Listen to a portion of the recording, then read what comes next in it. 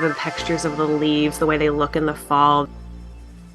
They're so bright and green in the spring, and then they sort of deepen to a darker green in the summer, and then in the fall they turn brilliant orange and yellow, and then they all fall off, and then the vines look dead.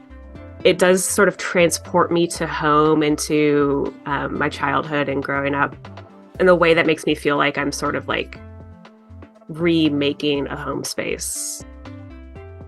Hello and welcome to One Cool Thing, a podcast from indie game studio Die Gute Fabrik, hosted by me, Hannah Nicklin. One Cool Thing is a podcast speaking with people in and around video games about one cool thing not from games, which is really fascinating them right now. We'll introduce them and their practice, talk about the one cool thing they've brought to the conversation, and consider how it's shaping how they think about their work. It's a chance to hear more about the practices of cool folks working in games, and hopefully somewhere where we can all reflect on how we think about how we make. So, without further ado, let's meet our next guest. Okay, so a really warm welcome to California-based Kate Dollarhyde. Kate is a Nebula and GLAAD Media Award-winning game designer and writer of speculative fiction. Actually, I'm going to interrupt my intro already to say, is it GLAAD? Is that how you say it out loud? Or is it GLAAD? I think so. Yeah, I think it's GLAAD. GLAAD Media Award-winning game designer and writer of speculative fiction. She's had short stories published in Fireside Fiction, Lackington, Beneath Ceaseless Skies, amongst a bunch of other super cool magazines, and has also been the co-editor-in-chief of the speculative fiction magazine Strange Horizons. And since about 2018, although in a second, Kate, you'll correct me if it's been earlier than that, Kate has been working in games at Obsidian Entertainment, where she wrote The Outer Worlds, the Pillars of Eternity series, and most recently the smash hit historical story-driven game Pentiment, set in early 16th century Bavaria. Okay, Kate, time for you to add things, amend, expand on that. Was that a reasonable summary, or do you want to add a bunch of other stuff? No, that's perfect. You've got it exactly right. Since about 2018 to 2017 to 2022, I was working at Obsidian as a narrative designer. And was that your sort of first sort of big games work, or you'd been doing bits and bobs before then? That was my first paying games gig. Prior to that, I'd been doing like making fan games in Twine, just trying to figure out how narrative design worked. And then I did some contracting for those fun mobile games that are like short romance stories. Sure. But yeah, Obsidian was my first studio job. So you're hitting that 5-year mark, which a lot of people say is the average span in video games. So this is the year we really got to power through and stick at it. It's very funny you say that, because on what ended up being my 5-year anniversary at Obsidian, I quit the studio. So I've just been contracting since then. Exciting. Yeah. So yeah, finding your way into lots of other things. That's super exciting.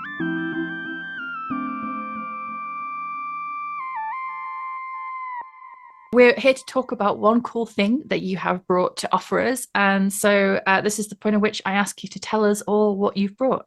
My one cool thing is gardening. Gardening! Yay! So can you talk to us a bit more about why you chose gardening as your one cool thing? Sure. So for the past, I want to say about 1.5 years, my partner and I bought a house, a very tiny house with a very large backyard. And the backyard was completely empty. It was just mulch, essentially. And we had picked the space specifically because the backyard was a blank slate. I'd always really been interested in plants, but gardening in an apartment is very different from gardening outside. And so I really just wanted to try my hand at growing and caring for living things. And so the last 1.5 years, my personal passion outside of writing has been learning how to garden and learning how to take care of my space and sort of rewild it and fill it with native plants and productive plants. It's been a very exciting, sort of thrilling personal growth project for me. And so did you grow up around gardens, with gardening, like a gardening family, or is this like entirely new to you? A little bit. So my dad is like cactus crazy. Ever since I was a kid, he's been a cactus collector, cactus and succulents, but mostly cactuses. So, we had mostly just like random hedges and green grass lawns when I was a kid, but then we'd have a whole section of our backyard where my dad had his cactus collection in pots. That was a great time to be a kid. It's just like possibility of not catching the ball and falling over into the cactus planting. Oh my gosh, the number of times I've had to pull giant cactus vines out of me.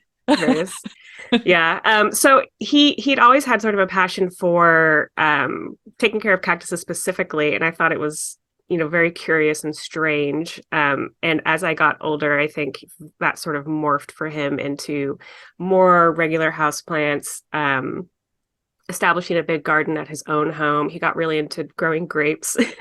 So now I know quite a lot about making wine, even though I have never personally done it. And I think I was always a little bit jealous of his green thumb and his passion for gardening. And I'd sort of taken what I'd learned and wanted to sort of apply it to my own life and my own interests in food gardening, specifically in native plant gardening. And how did it start? Did you know that this was there a big plan, or did you just like kind of go to a garden center? I don't even know if you have garden centers in the US. Presumably you have some kind of mega version of a garden center. Instead of a tiny cafe, there's a mall at the heart of it or something. Oh, that's so accurate. Yes, usually we'll have like, a big box store like a Home Depot or a Target that has a little garden center attached to it. But we also have independent nurseries. There's a few near me that specialize in native plants or edible plants, but they're totally independent. Those are my favorite ones. But no, I didn't go in with a huge plan. The emptiness of the backyard was almost overwhelming, honestly, and because I didn't know what I was doing, I didn't want to jump in too deep and then make myself a big problem and get in over my head. So I started really small, just by making two raised beds out of cedar wood, filling those with dirt, and then putting in a couple things and seeing how they did. We moved into the house in October, so that's sort of the benefit of Southern California, is that we can grow all year. And so I started growing our winter spring crops in that time, and had sort of mixed success. And I learned about fertilizer and other, in retrospect, glaringly obvious things that I didn't really understand. But yeah, I just started really small, but over time I found resources that were specific to my area that helped me have a lot more success, because Southern California there's a lot of microclimates, but it's also just a weird little growing zone in general. So I was able to learn through people who lived near me and expand my operations to something that ended up being a lot more successful and very fun. And now the entire backyard is various little experiments all over the place. Describe to us what you have now. Where have you sort of progressed to? Yeah, so we had a little patch of grass that has become 5 raised beds and about, oh gosh, I want to say like 8 or 10. You can buy these old wine barrels at a large garden center that have just been cut in half. And so I drilled a bunch of holes in the bottom and put those all over the place too. So we got a bunch of raised beds. We installed a pergola and then put grapes on that, which was a blast. There's several blueberry plants, golden currants, tons of lavender. And then we added 2 more beds, and now that's full of onions and garlic and a giant, not avocado, artichoke plant that is threatening to take over the whole bed. And then in the very back of the house, there's a small orchard that I've put in. So there's various stone fruits, citrus trees. We have chickens. Things have gotten a little out of control, but in a delightful way. Lavender, especially, I think, is just an incredible plant to be around. When I lived in London, obviously, I couldn't afford a garden. I wasn't one of those people. But I did, one of the ways that I stayed connected, I was brought up in the countryside, and one of the ways I stayed connected to not city was cycling. And I used to ride out of the city south of London. And in Kent, there is, which is a county south of London, they grow lavender commercially. and I would just ride through these like rolling, like some of them fairly tough hills, to be honest. I'd be sweating my way up them, but I'd be surrounded by the scent of lavender, and there was something quite special about that. Do you find yourself sort of finding like sense memories from like certain plants or anything like that? Yeah, a little bit. It's been really interesting to sort of like working with the grapes, especially.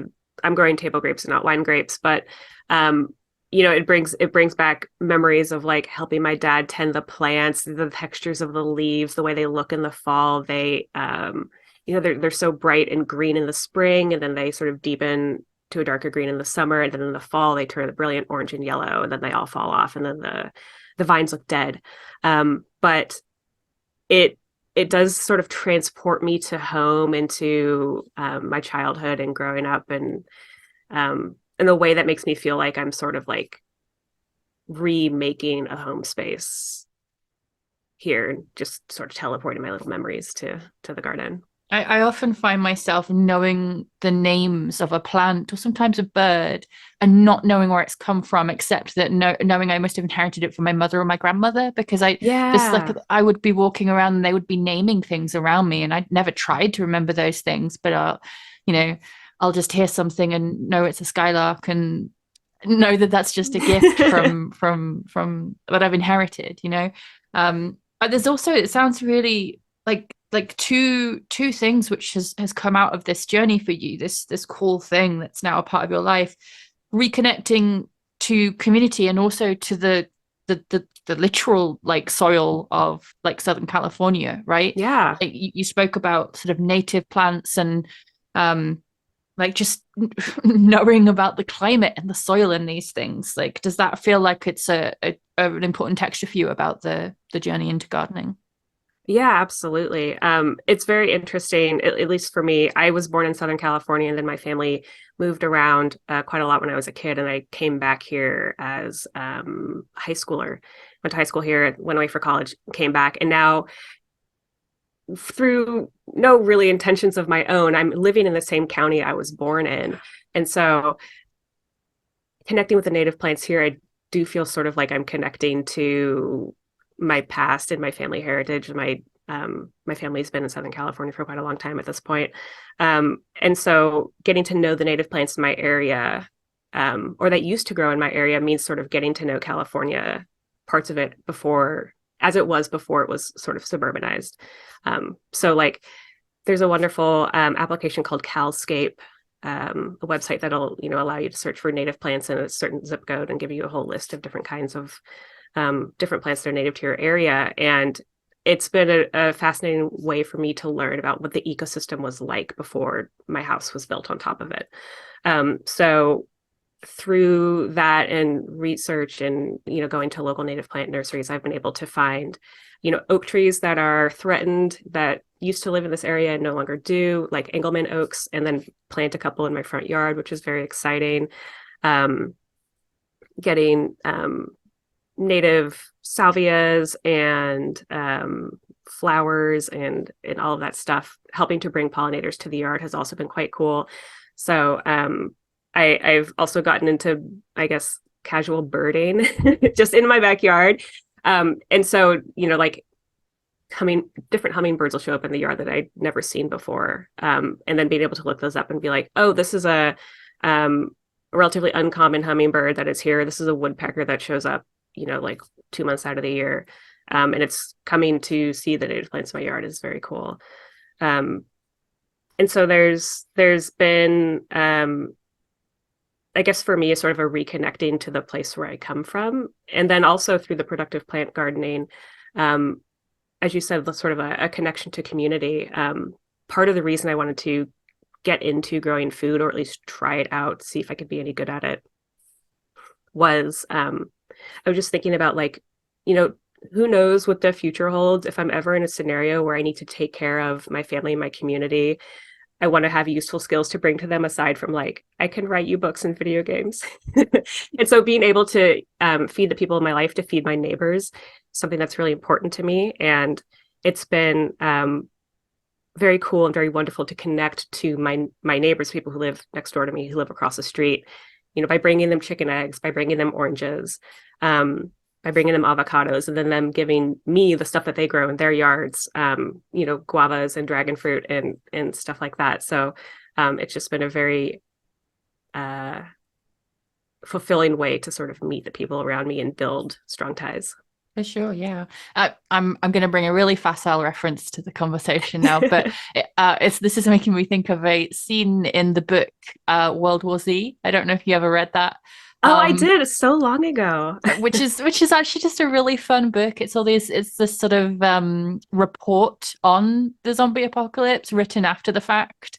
How did it happen? Reports from different sort of characters in it, and there's a scene where like manual laborers are teaching a bunch of like ex-Richie Riches about like how to garden and how to grow crops, and they're so furious that these people are trying to teach them something, but they don't know how to grow crops. They don't know how to do anything useful. Their skills are now completely irrelevant.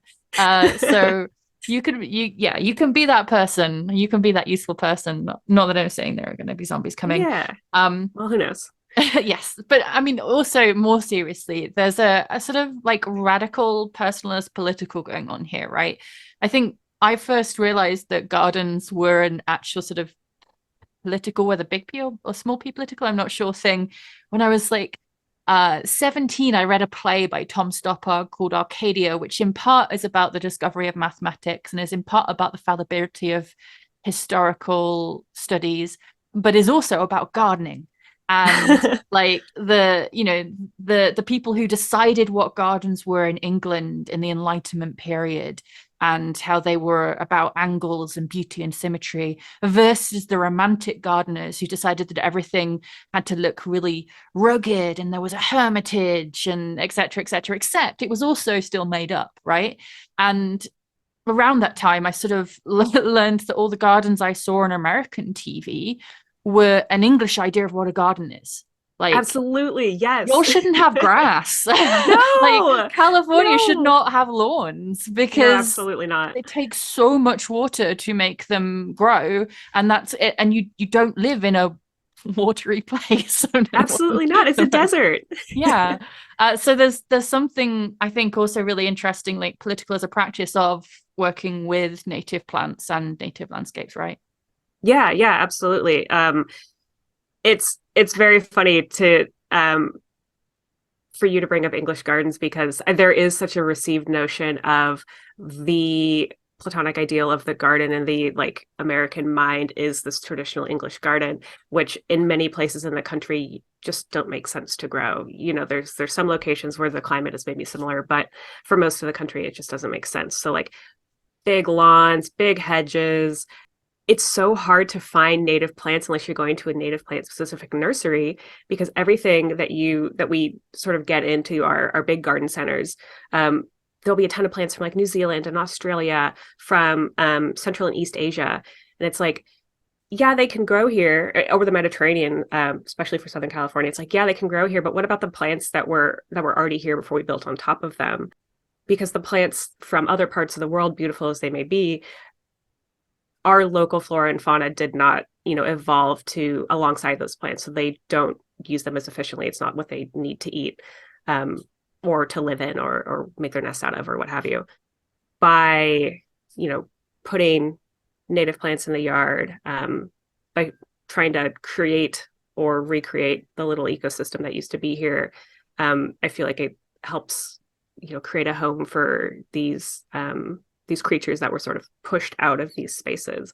But even then, it's like, it's my idea of what a native garden looks like.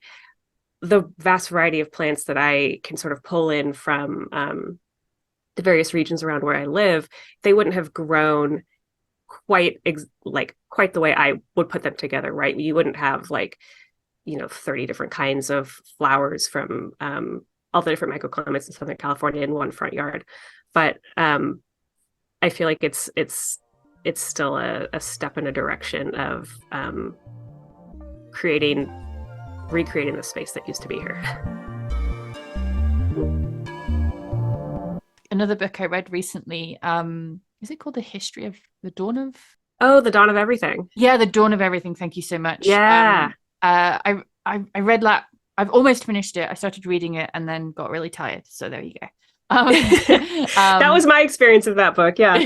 But it's quite overwhelming. But Mhm. and the whole point of it is not to offer an exhaustive and pure alternative history. It's saying, look, there are all these records that suggest the way that we've read history has been very Mhm. much. I don't know, this is kind of funnily connecting to Arcadia, which is also about how all of the sort of fallacies we hold from our context can be transferred to our reading of history to just read Mhm. something completely wrong, basically.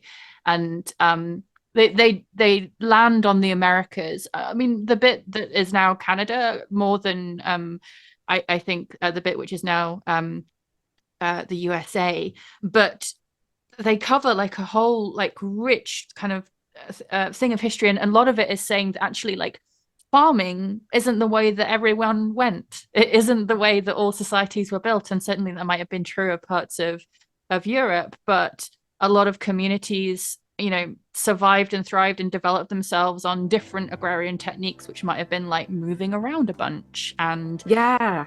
settling in different places at different times of year along a river, rather than cultivating one place and that kind of thing. So I'm sure that we should educate ourselves on on this more.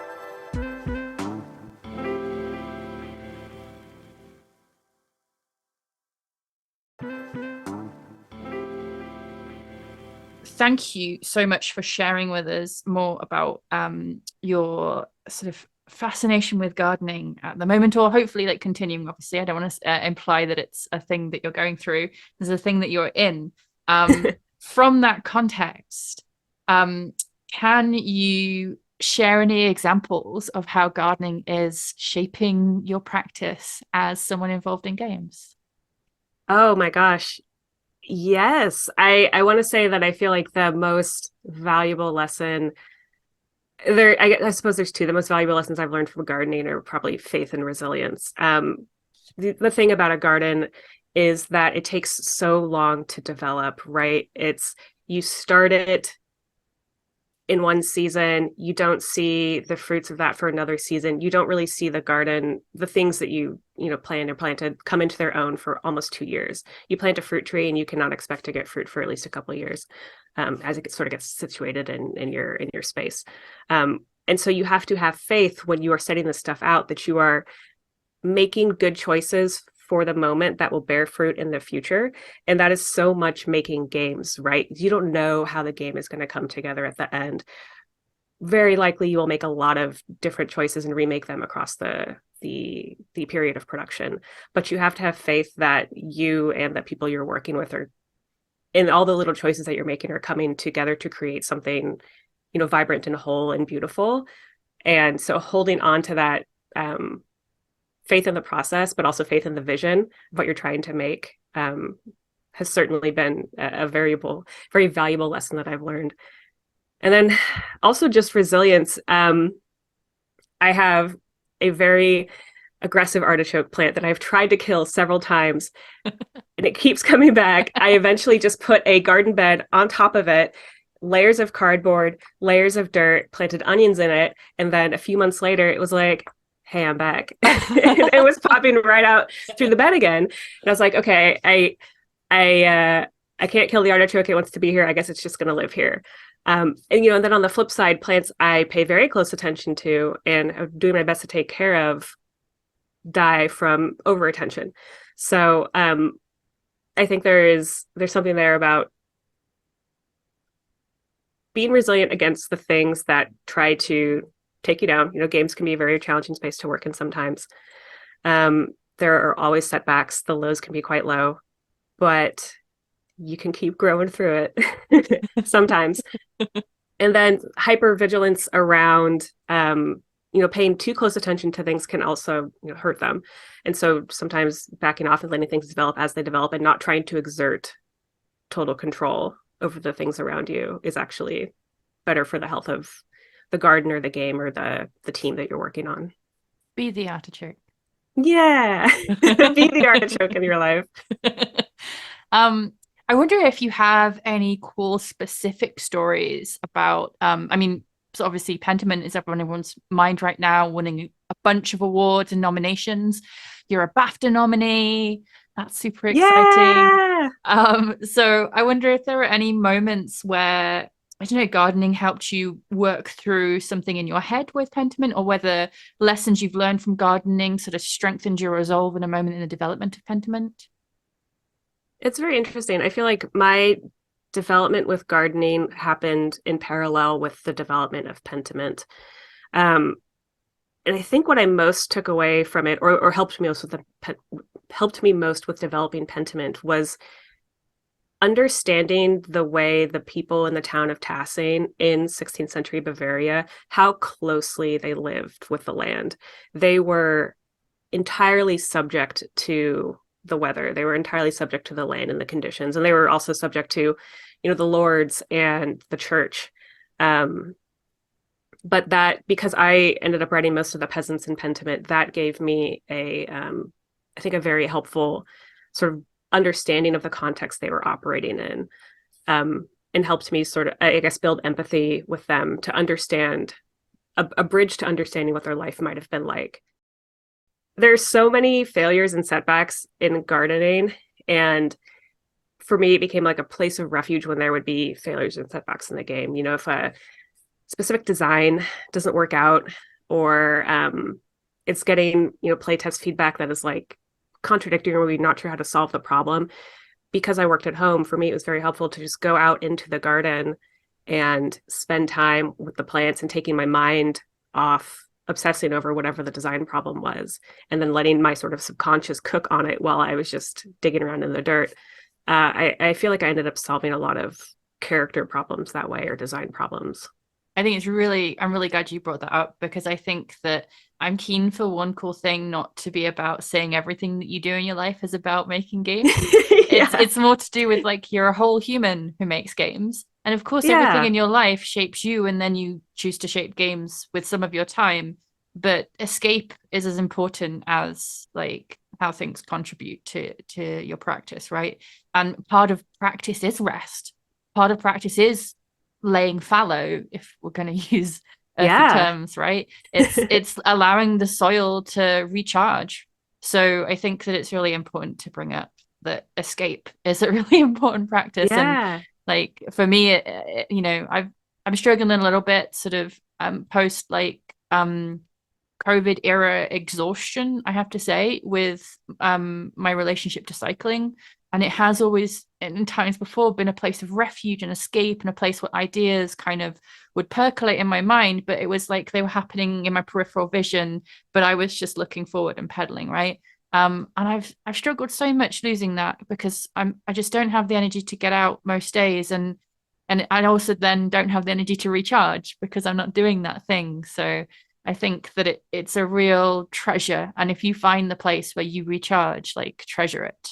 Tend to it. Yeah, absolutely. I'm really glad you highlighted that, because when I ended up leaving Obsidian in May of 2022, I left because I was really tremendously burned out, and I couldn't summon the enthusiasm and the energy I needed to do good work that I was really proud of, and to lead my teams well. And so I did have to have this long fallow period of basically May to August, where I couldn't do anything writing or games adjacent at all. I got back into photography. I spent almost all of my time in the garden, and that was really regenerative for me. And I came back to my games writing practice and my personal writing practice really renewed, even though I hadn't gone out and had a bunch of new and very exciting life experiences.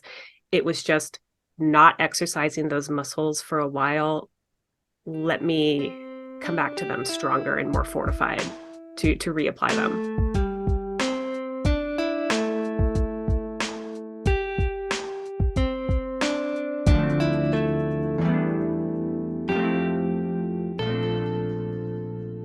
I think another really interesting thing about Pentiment is that it is a story that you tend to over time also, right? Mm-hmm. It's a story that you plant the seeds of, and then tiny spoiler, there are substantial time skips in Pentiment, right? Where the choices you make begin to flourish. And in any case, you see how things sort of grow and change and reshape in this like really consequential time in sort of 16th century kind of European politics. I guess, is there a favorite seed that you could talk to us about without spoiling too much that gets planted early on and that, you know, it's just, it doesn't have to be a significant one, just your favorite kind of like thing that flourishes over that time period? Oh my gosh, yes.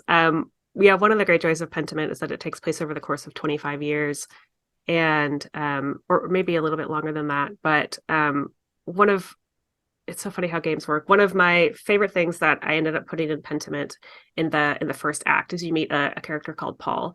I think he's about 8 years old when you meet him. He's the son of the miller. His dad is very overbearing and honestly quite cruel. And Paul is this like very sweet, gentle boy who is really interested in art, but his father, you know, wants him to be a miller, doesn't think there's really anything worthwhile in art. And so when he meets Andreas, the player character, who is a professional artist, this is the first time Paul's ever met somebody who is interested in the same things that he's interested in and can tell him like how to get from A to B in that, you know, career. Paul ultimately does not become an artist. He is a miller, but over the course of the acts, as you get to know Paul, if you have encouraged him to pursue art, he does, and he gets better. And then he has a son who is also into art, and he allows his son to draw freely, essentially, and he draws, you know, on the mill, on the ruins. But that small player impact very early in the story sort of changes over the course of the entire game.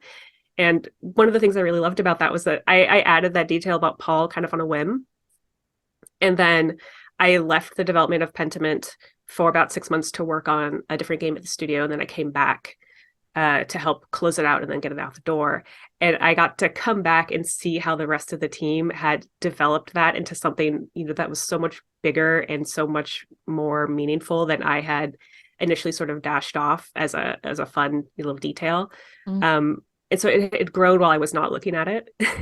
Yeah, and that connects us to community again, right? Like, it does, yeah. One of the sparkling delights of like making video games really, really tiring. I probably shouldn't talk too much because I'm in a launch year right now, so like I'm extra tired. But one of the delights really is planting those seeds and handing them to someone else, and then, you know, looking away for a little while and turning back and seeing that they brought to life in a way that you never could have on your own, something that you sort of you take to them.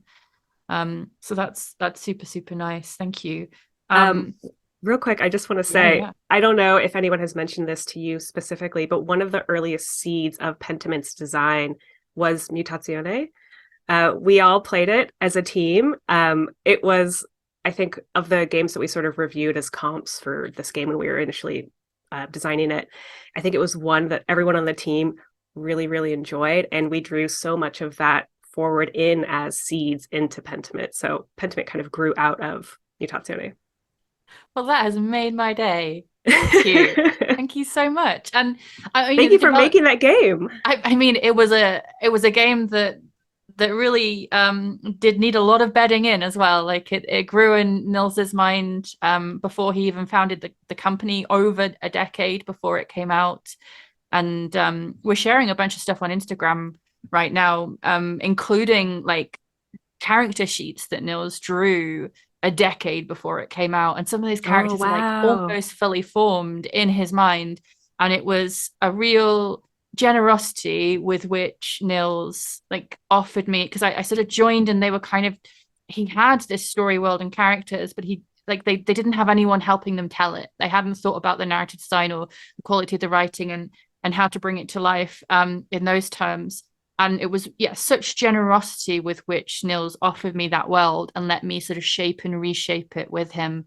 And it's also lots of gardening in Mutazione as well. So that's a lovely circle back there.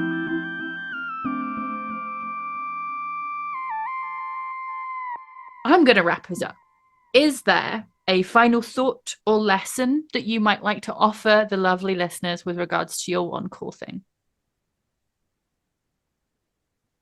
Take time to rest pursuing creative or regenerative work that does not better capitalism.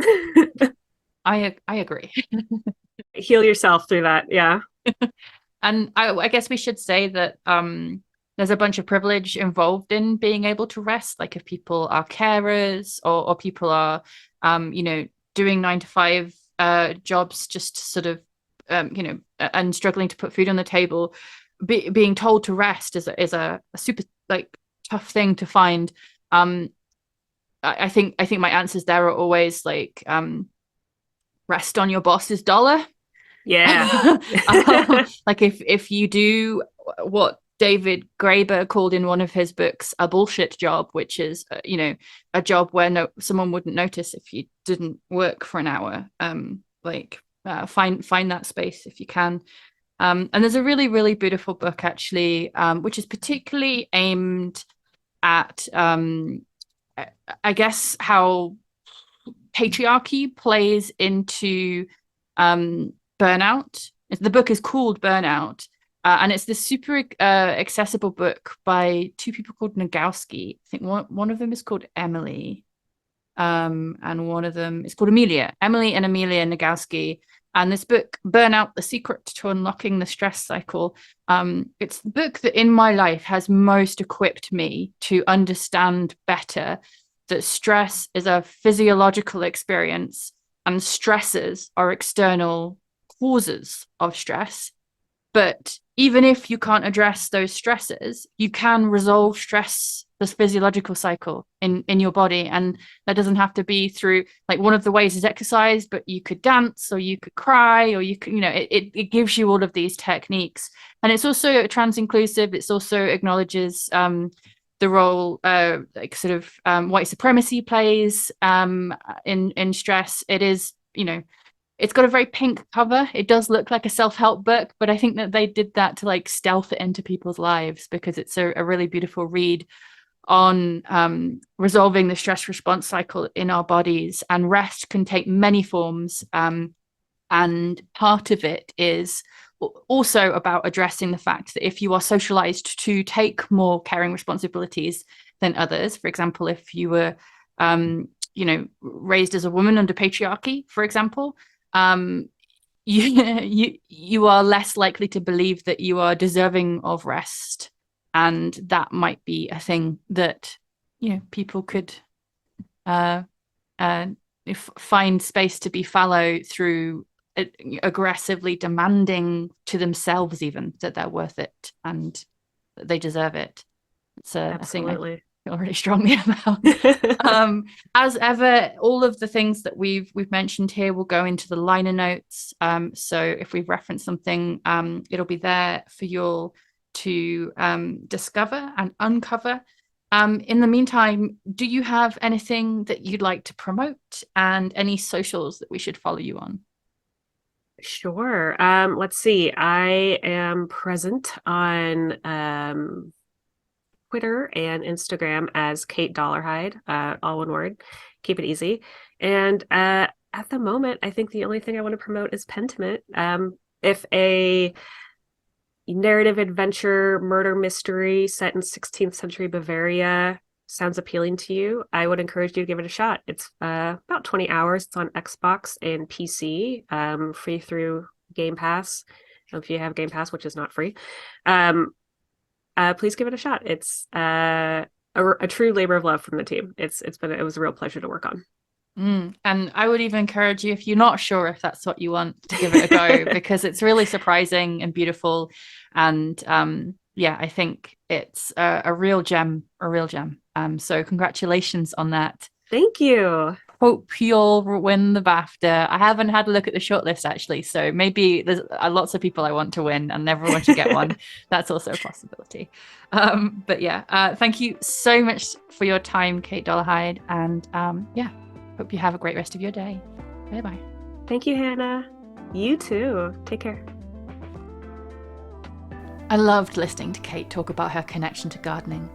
And while this conversation focused on the personal, just towards the end here, I thought it was worth noting that there are obviously political connections at work too. We touched on the climate crisis and how it's affecting planting and growing in Kate's garden, but obviously at a greater scale, crops and food security are massively under threat as climate crisis worsens. If you're looking for more listening on what it looks like to do something about that on a just green transition, I really recommend the Planet B podcast, which brings together different speakers, activists and Indigenous folks on themes like debt, work, climate reparations, borders, water, land, infrastructure, and more. Go to global-gnd.com to get a hold of the podcast and also a free-to-download book. There'll be a link in the liner notes. And then last but definitely not least, Kate and I were talking about a kind of gardening derived from an English or Western tradition, but before the Americas were colonised by Europeans, there would have been a much wider variety of cultivation techniques specific to each local culture and community. Just as one example, we've linked in the liner notes to an article called The Three Sisters of Indigenous American Agriculture, which is a really excellent USDA National Agricultural Library article on intercropping employed by the Seneca, an Iroquoian tribe inhabiting western New York State. The three sisters in question are corn, beans and squash, and the article offers super interesting insight onto not just how it works scientifically, but also how it's culturally and significant spiritually to the tribe in question. It wasn't really a topic appropriate for Kate and me to cover, but I didn't want to wrap up a discussion of American land without noting that the land is colonised and that the colonisation of growing practices is a part of that. With that, I am going to wrap up now. Thank you so much for listening to this episode of One Cool Thing from Die Gute Fabrik. As usual, leave a rating or review where you can. If this time was of value to you, then that's a really good way to say thank you. I'll be back soon with a new episode speaking with another cool thinker and maker in the field of video games. And in the meantime, check out Die Gute Fabrik on Instagram, Twitter and YouTube, where you can find us as GUTEFABRIK, Gute Fabrik. This podcast was produced, edited and sound designed by Tom Wally. Additional production and research by Unaming Kavanagh. And our theme music is by Nick Ellis, whose music you can find under the name Tenby on Bandcamp, TENBY. Stay thoughtful, friends. Take care. Goodbye.